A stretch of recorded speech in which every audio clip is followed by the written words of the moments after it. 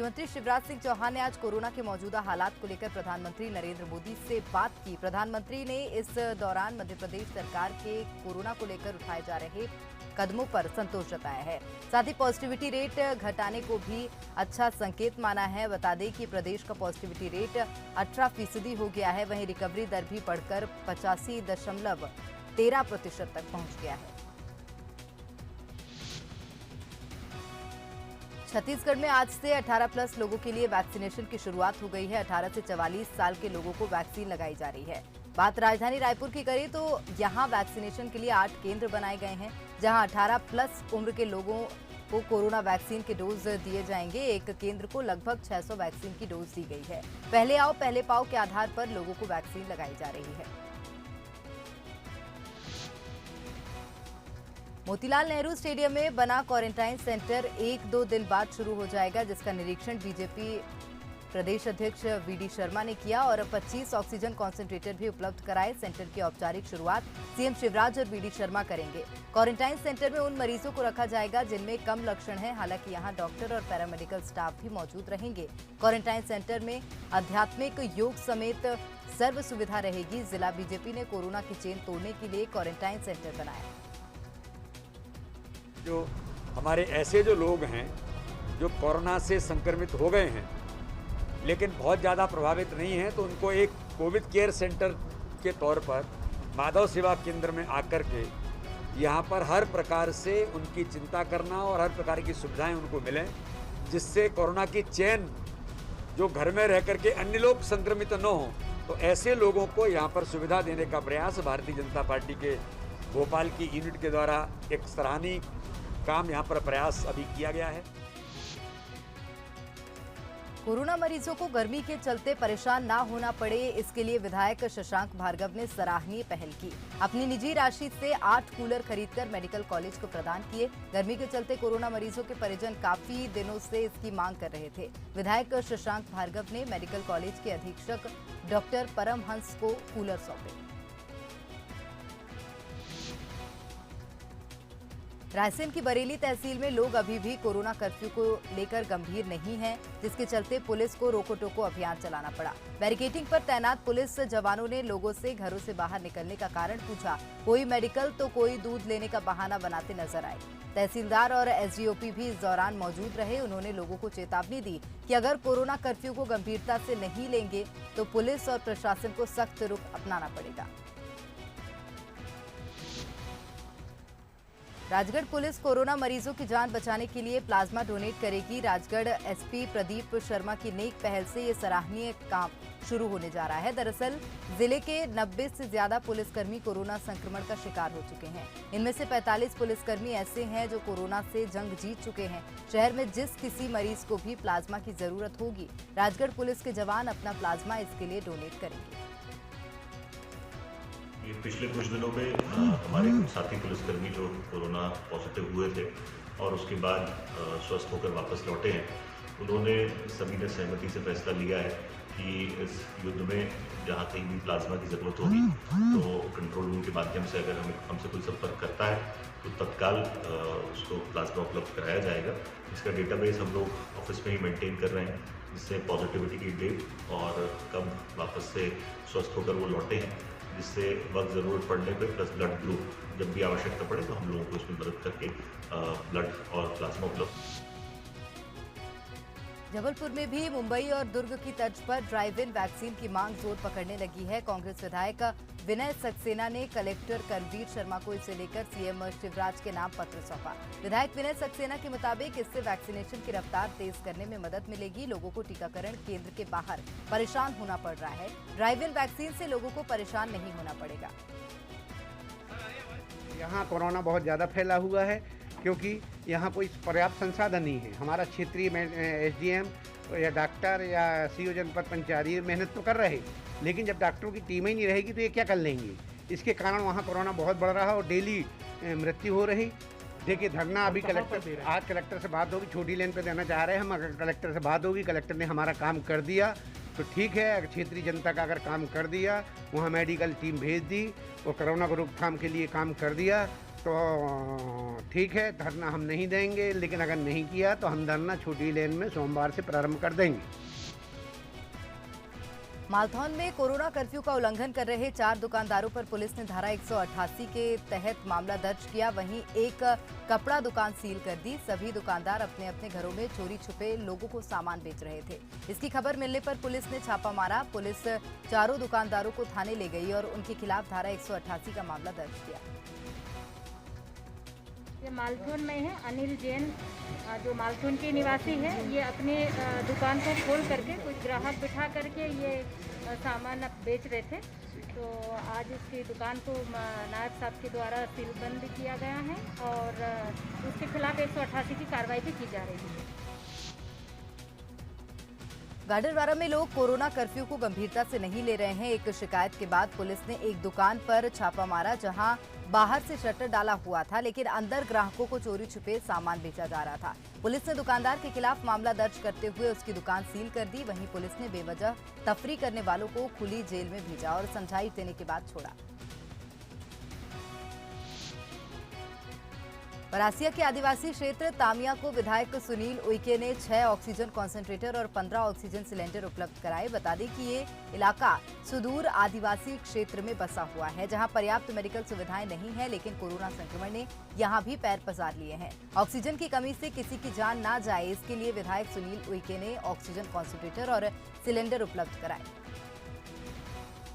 प्रशासन से कलेक्टर के माध्यम से मांग करी थी कि हमें इस क्षेत्र के लिए तामिया, चावल पानी, देलाखारी और छिंदी के लिए हमें ऑक्सीजन कंसंट्रेटर की व्यवस्था की जाए, जिससे कि लोगों को राहत मिले। तो आज मुझे बताते हुए खुशी है कि हमारी विधानसभा के लिए 10 कंसंट्रेटर, जिसमें 6 हम ब्लॉक तामिया को यहाँ प्रोवाइड करा रहे हैं, 2 चावल पानी, 2 देलाखारी, 1 छिंदी और 1 तामिया हॉस्पिटल के लिए प्रोवाइड करा रहे हैं। रायसेन में राशन की होम डिलीवरी की सुविधा शुरू होने जा रही है। प्रशासन ने 26 दुकानदारों को होम डिलीवरी की परमिशन दे दी है, लेकिन इसके साथ ही साफ किया कि दुकानों से किसी को भी राशन नहीं दिया जाए। वहीं सोशल डिस्टेंसिंग और कोरोना गाइडलाइन का पालन करते हुए राशन की होम डिलीवरी की जाए। बता दें कि शहर में 22 तारीख से ही कोरोना कर्फ्यू लगा हुआ है। ऐसे में प्रशासन को लगने लगा है कि लोगों को राशन खत्म होने के चलते दिक्कतों का सामना करना पड़ रहा है। इसी को देखते हुए होम डिलीवरी की सुविधा दुकानदारों को देने का फैसला किया गया। व्यापारी किसी मांग के लिए नहीं आए थे। जब हम लोगों ने देखा कि 22 तारीख से आज तक लगभग 15 दिन हो गए मार्केट बंद था, तो लोगों को किराने के सामान की आवश्यकता होने लग गई। इसलिए आज व्यापारियों को हम लोगों ने, कुछ चुनिंदा व्यापारी उन लोगों को यहाँ बुलाया, ताकि ये व्यापारी होम डिलीवरी, सामान की होम डिलीवरी कर सके। इसलिए आज इन लोगों को यहाँ बुलाया था।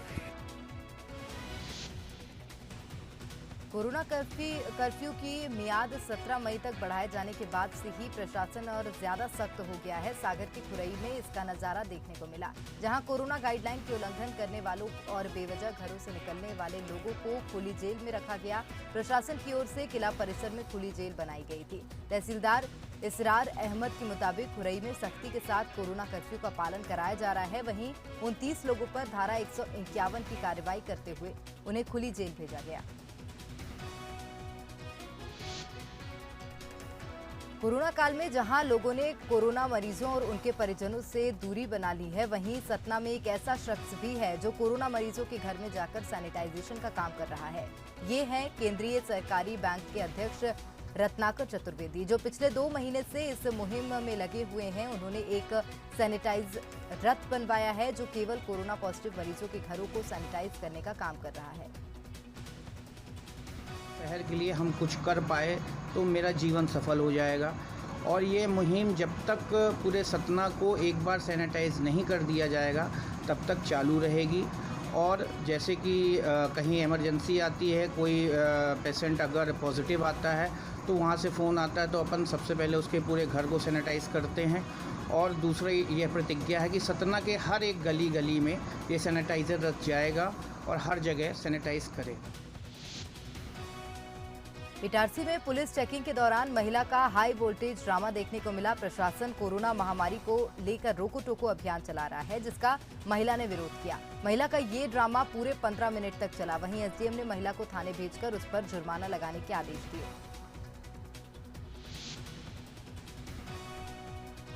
राजपुर तहसील के जुलवानिया थाने में भाप की मशीन तैयार की गई है, जिसके जरिए पुलिसकर्मी सुबह शाम भाप लिया करते हैं। ऐसी धारणा है कि भाप लेने से कोरोना संक्रमण से बचा जा सकता है। खास बात यह है कि YouTube पर देखकर इसे थाने के ही पुलिस जवानों ने तैयार किया है। थाना प्रभारी के मुताबिक अब तक थाने के 7 पुलिसकर्मी कोरोना पॉजिटिव हो चुके हैं, जिसे देखते हुए इस तरीके से कोरोना से बचाव के प्रयास किए जा रहे हैं। जुलवानिया में कोरोना जैसे स्टार्ट हुआ है तो कर्मचारी काफ़ी मात्रा में इन्फेक्टेड होने लगे थे। लगभग 7 जवान अधिकारी कर्मचारी थे जो थाना जुलवानिया में कोरोना से इन्फेक्टेड हुए थे। इसकी वजह से फिर हमने खुद ही हमारे यहाँ पर सोशल डिस्टेंस वगैरह का सख्ती से पालन स्टार्ट करवाया थाने पर। फिर कहीं YouTube वगैरह सर्च करके देखा कि कर्मचारियों को किस तरीके से इस इन्फेक्शन से बचाया जा सकता है। यहाँ से हमें आइडिया मिला और हमने यहाँ पर भाप मशीन की व्यवस्था करवाई, जिसके लिए जन सहयोग भी हमें जुलवानिया में काफ़ी अच्छा मदद मिली और जन सहयोग से हमने यहाँ पर एक भाप मशीन की व्यवस्था की। छत्तीसगढ़ में किसानों को 21 मई को राजीव गांधी किसान न्याय योजना की पहली किश्त मिलेगी। ये फैसला किसान न्याय योजना पर बनी मंत्रिमंडल उप समिति की बैठक में लिया गया। बैठक के बाद कृषि मंत्री रविंद्र चौबे ने बताया कि कोरोना काल में होने के बाद भी हम किसानों से किया अपना वादा पूरा करने जा रहे हैं। पिछले साल लगभग 92 लाख मीट्रिक टन धान की खरीदी की गई थी। अनुमान है कि राजीव गांधी किसान न्याय योजना की पहली किश्त में सरकार पर अनुमानित 1500 करोड़ रुपए का भार आएगा। प्रदेश के 20 लाख किसानों को इसका लाभ मिलेगा। 20 के खरीफ वर्ष में जो धान की खरीदी लगभग 92 लाख मीट्रिक टन किया गया था, उन किसानों को राजीव गांधी किसान न्याय योजना की पहली किस्त 21 मई को उनके खातों में हस्तांतरित किया जाएगा और गन्ना किसानों को या अन्य किसानों को जो पंजीकृत हैं उनकी भी राशि उनको हस्तांतरित किया जाएगा। छत्तीसगढ़ में धान की रिकॉर्ड खरीदी के बावजूद भंडारण की व्यवस्था नहीं की गई, जिसका नतीजा ये देखने को मिल रहा है कि हजारों कुंटल धान बारिश में भीगकर बर्बाद हो रही है। कवर्धा में पिछले 3 दिनों से बारिश का दौर जारी है, जिससे जिले के कई समितियों में धान भीग चुका है। जिले में 94 समितियां हैं, जिनके जरिए 39 लाख कुंटल से ज्यादा धान की खरीदी हुई है। धान के बम्पर उत्पादन के कारण धान रखने तक की जगह नहीं बची। बिलासपुर में किराना दुकानदारों को लॉकडाउन के दौरान होम डिलीवरी की छूट दी गई है, लेकिन वो इस सुविधा का लाभ नहीं उठा पा रहे हैं। दुकानदारों का आरोप है कि उन्हें पुलिस की ओर से दुकान बंद करने और जेल भेजने की धमकी दी जा रही है और अवैध वसूली का दबाव भी बनाया जा रहा है। बाजार का निरीक्षण करने पहुंचे विधायक शैलेश पांडे से व्यापारियों ने इसकी शिकायत की। व्यापारियों के मुताबिक पुलिस उनसे 500 रुपए से लेकर 5 से 7 हजार रुपए तक मांग रही है। अब तो टाइम दे दिया गया, 12 बजे तक आप पूरा राशन आप क्लियर कर सकते हो, 2 बजे तक जो भी टाइम है। तो ये परेशानी क्यों? ये जबरदस्ती का नहीं, जबरदस्ती का लोग आके धमकी देना, पैसा लूटना, ये सब कहाँ जा? रसीद दिया किसी को? रसीद दिया तो पैसा कहाँ गया? रसीद दीजिए, रसीद मंगवाइए उनसे। ग्राहक 5, 6, 7, 8 आ गया, इसको हटाना हमारा काम थोड़ी है। हम ग्राहक को हाथ जोड़ के बोलते हैं आप लोग दूर बना ही रखे। अब ग्राहक नहीं बनता तो उसके लिए हमारा जवाबदारी है कि ना प्रशासन का जवाबदारी है। उसके लिए नहीं, तुम दुकान बंद करो, 15 दिन के लिए सील कर दूंगा, 1 महीने के लिए सील कर दूंगा, धमकाता है सब। हम कस्टमर को भी यहाँ नहीं खड़े करने दे रहे हैं, क्योंकि हम लोग नंबर लिख दिए हैं। कस्टमर को बोल रहे हैं लिस्ट छोड़ दो आप, हम आपको बाद में बुला लेंगे, उधर घर पहुँचा देंगे, ये सब काम कर रहे हैं। उसके बाद भी प्रॉब्लम हो रही है। शिकायत व्यापारियों ने अभी की है कि अवैध वसूली की जा रही है। जितना पैसा लिया, किसी से 6,000 रुपये लिया, 500 का रसीद दिया, किसी से 5,000 रुपये लिया, किसी से 3,000 रुपये लिया। इस प्रकार की अवैध वसूली यहाँ व्यापारियों से की जा रही है, जो कि सही नहीं है और इस पर मैं कठोर से कठोर कार्रवाई करने का निर्देश आज दूंगा और इसमें मैं आईजी साहब से और साथ साथ ज़रूरत पड़ेगी तो माननीय मंत्री जी से बात करूंगा कि इस प्रकार से बिलासपुर में पुलिस जो कर रही है वो ठीक है। छत्तीसगढ़ में वैक्सीनेशन अभियान को लेकर बीजेपी ने सरकार पर निशाना साधा। भारतीय जनता युवा मोर्चा ने 18 साल से अधिक उम्र वालों को वैक्सीनेशन में देरी को लेकर सवाल उठाए। वहीं इसमें आरक्षण को लेकर सरकार पर हमला बोला। बीजेपी कार्यकर्ताओं ने पार्टी दफ्तर के बाहर काले गुब्बारे छोड़कर विरोध प्रदर्शन किया। बीजेपी का आरोप है कि कांग्रेस सरकार आम लोगों को वैक्सीन नहीं उपलब्ध करा पा रही, बल्कि इसमें अंत्योदय गरीबी रेखा का बहाना बनाकर वैक्सीनेशन में देरी कर रही है।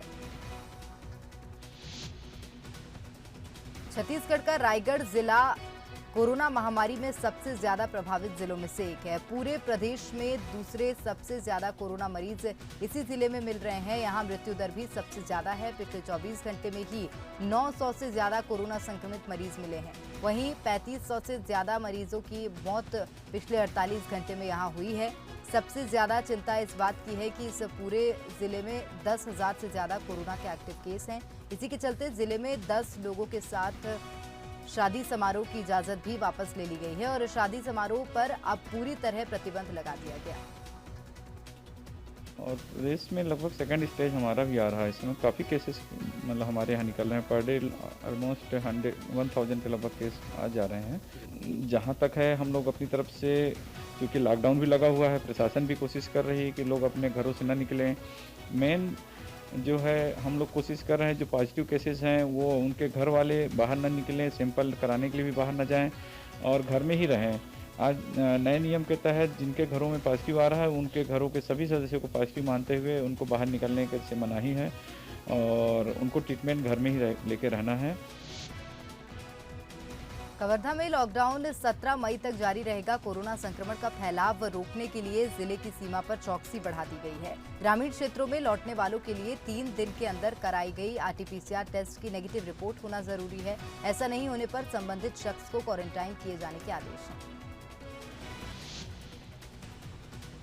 छत्तीसगढ़ में बढ़ते कोरोना संक्रमण का साइड इफेक्ट रेल सेवाओं पर पड़ता दिखाई दे रहा है। छत्तीसगढ़ आने जाने वाली कई ट्रेनें रेलवे ने कम यात्रियों का हवाला देकर रद्द कर दी हैं। बिलासपुर जोन की 4 लोकल यात्री और 1 साप्ताहिक स्पेशल यात्री ट्रेन समेत करीब 1 दर्जन ट्रेनों को रद्द कर दिया गया है। रेलवे के सूत्रों के मुताबिक अब ऐसे लोग ही ट्रेनों में सफर कर रहे हैं जिनका यात्रा करना बेहद जरूरी हो। अधिकांश यात्री अपनी यात्रा रद्द कर रहे हैं। इसमें कोरोना का तेजी से हो रहा प्रसार और लॉकडाउन एक बड़ा कारण है। रीवा में एक मेडिकल छात्र की नहर में डूबने से मौत हो गई। लॉकडाउन के दौरान छात्र अपने दोस्तों के साथ पिकनिक मनाने सिलपरा नहर आया हुआ था, जहां गहरे पानी में उतरने से पानी में डूब गया। मौके पर पहुंची SDRF की टीम ने उसका शव नहर से बाहर निकाला। मृतक मेडिकल छात्र का नाम रौनक भंडारी बताया जा रहा है, जो खरगोन जिले का रहने वाला था। रीवा के श्याम शाह मेडिकल कॉलेज में MBBS कर रहा था। कल हमारे MBBS अंतिम वर्ष के छात्र हैं रीवा संजय गांधी मेडिकल कॉलेज के रौनक भंडारी, जो कि खरगोन जिले के रहने वाले थे। वो कल कुछ अपने मित्रों के साथ यहाँ पर आए थे शाम को। दुर्घटना बस वो पानी में यहाँ पर जो नहर है उसमें वो डूब गया, उनकी मृत्यु हो गई थी। उन्हीं के रेस्क्यू ऑपरेशन के लिए बॉडी के सर्च आउट करने के लिए कल शाम से होमगार्ड टीम के द्वारा रेस्क्यू ऑपरेशन चलाया गया था और अभी यहाँ पर देखा, जैसा आप लोगों ने देखा, कि बॉडी ट्रेस आउट कर ली गई है। कोरोना महामारी के चलते इन दिनों आर्थिक गतिविधियां लगभग थम सी गई हैं, लेकिन इसके बाद भी जबलपुर के पश्चिम मध्य रेलवे जोन ने माल ढुलाई का कीर्तिमान स्थापित किया है। रेलवे की ओर से जारी अप्रैल के आंकड़ों के मुताबिक अप्रैल 2021 में पिछले साल के मुकाबले 3 गुना ज्यादा माल की ढुलाई हुई है। पश्चिमी रेलवे के 18 सालों के इतिहास में ये सबसे ज्यादा माल ढुलाई का कीर्तिमान है। पश्चिम मध्य रेल ने इस गत माह अप्रैल 21 में लोडिंग के क्षेत्र में एक नया कीर्तिमान हासिल किया है। पश्चिम मध्य रेल ने इस पिछले माह में 3.78 मीट्रिक टन लोड किया, जो कि पिछले साल के अप्रैल 20 के महीने में 1.31 मीट्रिक टन था, तो इससे 3 गुना लदान ज़्यादा हुआ है। गुना पुलिस ने ब्यूटी पार्लर संचालक महिला लक्ष्मी तोमर की हत्या की गुत्थी सुलझा ली है। कत्ल के आरोप में उसके प्रेमी संजय कोरी को गिरफ्तार कर लिया है। घटना 1 मई की है, जब कैंट थाना पुलिस को बिलोनिया गांव के पास लक्ष्मी तोमर की लाश मिली थी। पुलिस की तफ्तीश में ये बात सामने आई कि महिला का प्रेमी संजय कोरी है और उसकी 8 मई को शादी होने वाली है। इसी बात को लेकर दोनों में विवाद हुआ था और उसने लक्ष्मी को रास्ते से हटाने के लिए उसकी हत्या कर दी। क्योंकि वो संदिग्ध डेड बॉडी थी, ऐसा प्रतीत हो रहा था कि ये हत्या का मामला है।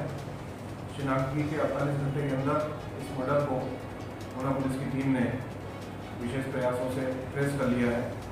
कोरोना काल में अपने दायित्वों का निर्वहन करते हुए उसके साथ लगन और मेहनत से कार्य गुना पुलिस द्वारा किया गया। कोरोना महामारी के चलते लोगों में स्वास्थ्य को लेकर जागरूकता बढ़ी है। लोग इम्यूनिटी बढ़ाने के लिए अच्छे खान-पान के साथ योग का भी सहारा ले रहे हैं। इस काम में लोगों की मदद कर रहे हैं द्रोणाचार्य पुरस्कार से सम्मानित उज्जैन के मलखंभ के उस्ताद योगेश मालवीय, जो रोजाना जूम ऐप के जरिए लोगों को योग के विभिन्न आसन सिखा रहे हैं। इसमें योग के साथ साथ तनाव दूर करने और इम्यूनिटी डेवलप करने पर जोर दिया जा रहा है। संस्थाओं द्वारा इस वैश्विक महामारी के अंतर्गत अपने स्तर से कई प्रयोग किए जा रहे हैं। मेरे द्वारा भी योगासन की निःशुल्क क्लास चलाई जा रही है। इसके साथ ही कई सामाजिक संस्थाओं, सेवा भारती व प्रशासन के द्वारा उज्जैन पीटीएस मक्सी रोड पर एक अस्थायी कोविड सेंटर खोला गया है, जिसमें 100 से अधिक बेड लगाए गए हैं। वर्तमान में अभी 40 कोविड पेशेंट वहां पर एडमिट हैं। उनको मेरे द्वारा निःशुल्क योग प्रशिक्षण दिया जा रहा है।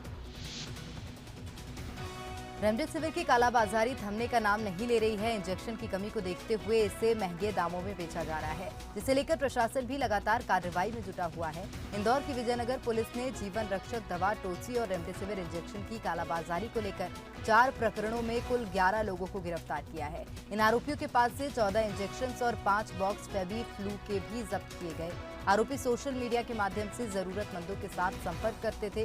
रीवा का रहने वाला सुनील मिश्रा मुख्य सरगना बताया जा रहा है, जिसे पुलिस ने गिरफ्तार कर लिया। उत्तर गुजरात में जो मोरबी एक जगह है, वहाँ पे एक नकली रेमडेसिविर बनाने की फैक्ट्री पकड़ी गई है। वहाँ का उससे जुड़ा हुआ एक आदमी था सुनील मिश्रा, रीवा का रहने वाला है। ये लाता था वहाँ से नकली इंजेक्शन और यहाँ पे लोकल लेवल पे अपना नेटवर्क बना करके ये सप्लाई करता था। तो इसको पूरे रैकेट को हम लोगों ने पकड़ा है और सुनील मिश्रा को गुजरात पुलिस पकड़ के ले गई है। इसमें हम लोग टच में हैं गुजरात पुलिस से और उससे तालमेल बना करके और उसमें अग्रिम कार्रवाई की जाएगी। देश में कोरोना का कहर जारी है। पिछले 24 घंटे में 4,10,000 नए संक्रमित सामने आए हैं। 4,191 लोगों की रिकॉर्ड मौत हुई है। 3,19,000 लोग स्वस्थ भी हुए हैं। देश में अब तक कुल संक्रमितों की संख्या 2,18,00,000 है। देश में अब तक 1,79,00,000 लोग ठीक भी हुए हैं। मध्य प्रदेश में भी कोरोना की रफ्तार तेज है। 24 घंटे में कोरोना के 11,708 केस सामने आए हैं। 84 लोगों की मौत हुई है। इंदौर में सबसे अधिक 1,753, वहीं भोपाल में 1,576 मरीज मिले। ग्वालियर में 910, जबलपुर में 795 नए मरीज मिले। उज्जैन में 370, रतलाम में 380 कोरोना पॉजिटिव मरीज सामने आए हैं। वहीं प्रदेश में 95,423 एक्टिव केस हैं और अब तक 6,49,114 कोरोना पॉजिटिव मरीज मिल चुके हैं। प्रदेश में 5,47,447 मरीज स्वस्थ हुए।